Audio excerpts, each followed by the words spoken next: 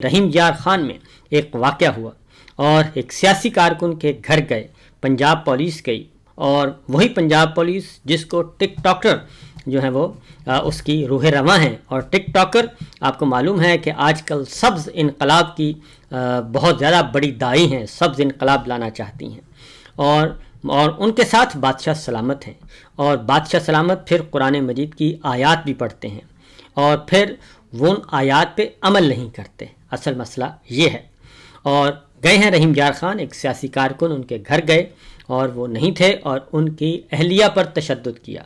और अहलिया पर तशद्दुद किया, वो हामिला थी, माँ बनने वाली थी और उन पर इतना तशद्दुद किया कि वो माँ नहीं बन सकी और जो अबॉर्शन हो गया, उनका हमल ज़ाया हो गया। ये शर्मनाक वाक़यात हैं। न अपनी माँओं को छोड़ रहे हैं, न अपनी बहनों को, न बेटियों को। और फिर जब इनको याद करवाया जाता है यजीद व शमर का जुल्म, तो ये फिर शिकवा करते हुए नज़र आते हैं कि जनाब ये यजीद व शमर का क्यों कहा जाता है बार बार। तो ये है हालात व वाक़यात।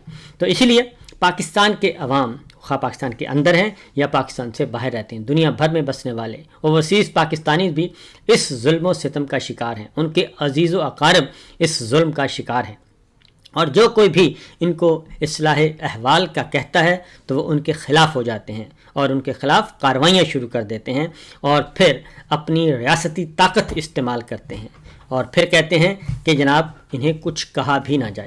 ये जाली निज़ाम, जाली हुक्मरान अपनी मौत आप मरने वाले हैं, इनकी सियासी मौत होने वाली है।